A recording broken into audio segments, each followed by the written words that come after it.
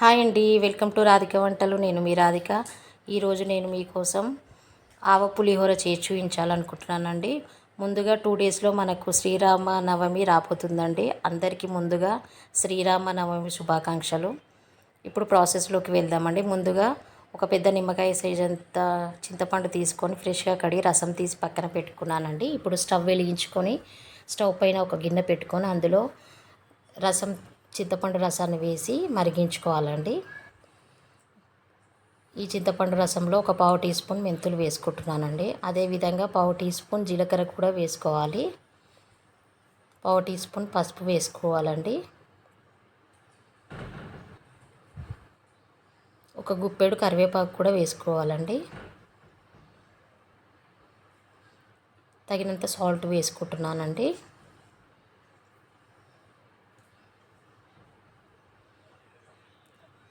అదేవిధంగా ఒక half table spoon oil కూడా వేసుకోవాలండి.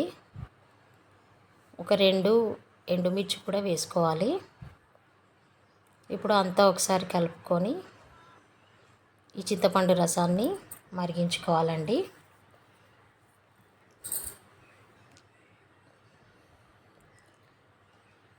మనం శ్రీరామ నవమి రోజు నైవేద్యాలు చేస్తాం కదండి, అందులో ఒకటి ఈ పులిహోర అండి. చాలా బాగుంటుంది. ఈ శ్రీరామ నవమికి నేను చెప్పినట్టుగా చేసి దేవుడికి నైవేద్యం పెట్టండి. ఎలా వచ్చిందో నాకు చెప్పండి.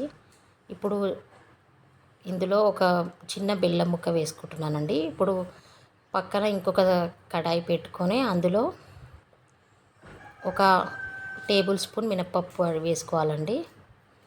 అదేవిధంగా ఒక టేబుల్ స్పూన్ శనగపప్పు కూడా వేసుకోవాలి.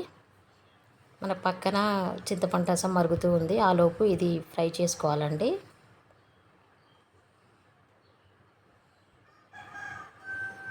ఈ విధంగా నెమ్మదిగా కలుపుకుంటూ లైట్ బ్రౌన్ కలర్ వచ్చేంత వరకు వేయించుకోవాలండి.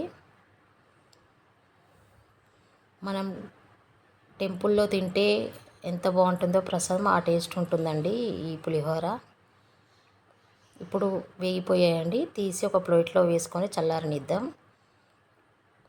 అంతలోపు ఒక 2 గ్లాసెస్ రైస్ తీసుకొని నేను ఈ విధంగా అన్నం వండి రెడీగా పెట్టుకున్నానండి. అన్నం ముందుగా పెట్టుకోవాలండి. పులిహోరకి అన్నం చల్లారితే చాలా బాగుంటుంది. వేడి వేడి అన్నంలో బాగుండదండి. చల్లారితేనే రైస్ పులిహోర కలపడానికి వీలుగా ఉంటుంది, టేస్ట్గా కూడా ఉంటుంది. ఈ విధంగా పెట్టుకోవాలండి.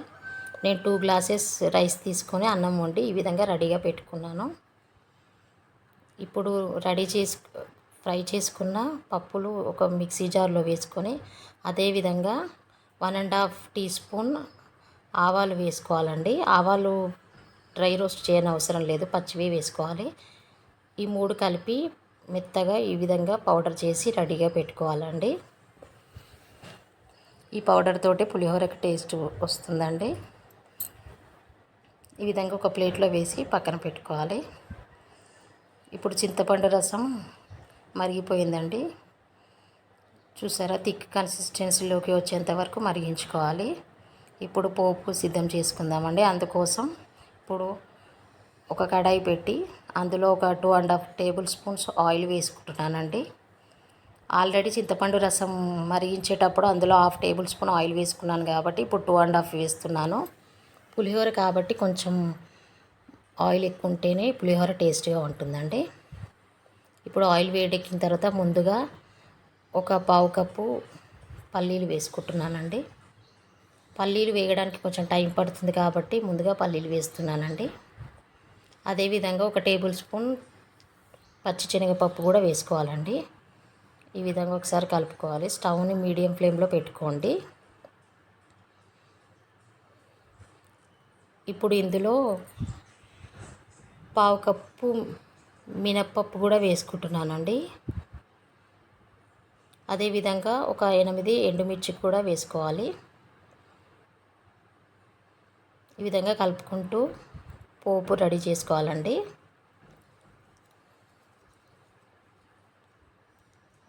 ఇప్పుడు ఇందులో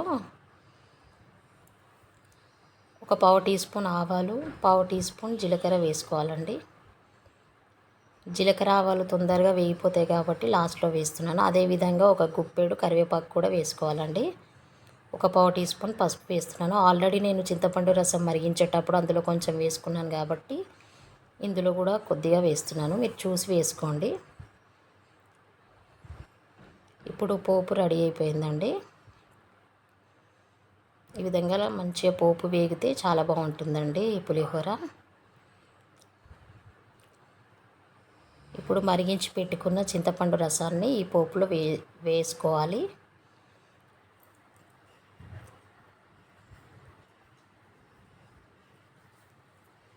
ఈ విధంగా చింతపండు రసం వేసుకొని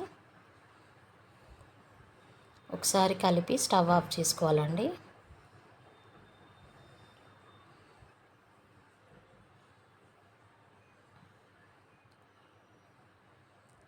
ఇప్పుడు అన్నంలో వేసి పులిహోర కలుపుకుందామండి. స్టవ్ కట్టేశాను.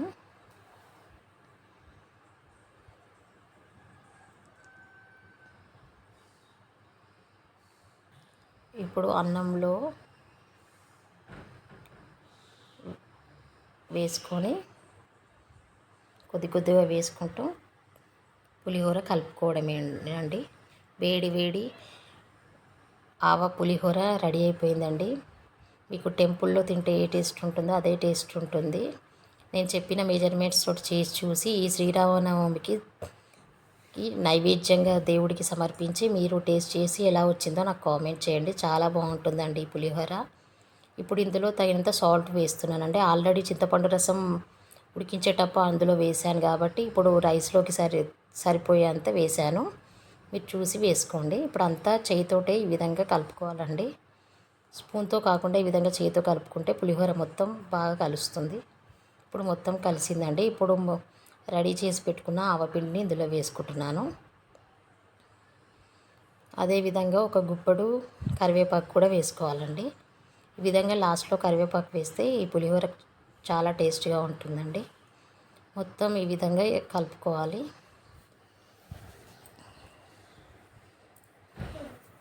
ఈ విధంగా పౌడర్ వేసి మొత్తం కలిపి పెడితే వేడి వేడి ఆవ పులిహోర టెంపుల్ స్టైల్లో రెడీ అయిపోయిందండి. ఈ శ్రీరామనవమికి ఆ దేవుడికి మీరు నైవేద్యంగా సమర్పించి ఎలా వచ్చిందో టేస్ట్ చేసి నాకు కామెంట్ చేయండి. నా ఛానల్ని కొత్తగా చూస్తున్న వాళ్ళు ప్లీజ్ లైక్ చేయండి, షేర్ చేయండి అండ్ సబ్స్క్రైబ్ చేసుకోండి. థ్యాంక్ యూ ఫర్ వాచింగ్ అండి.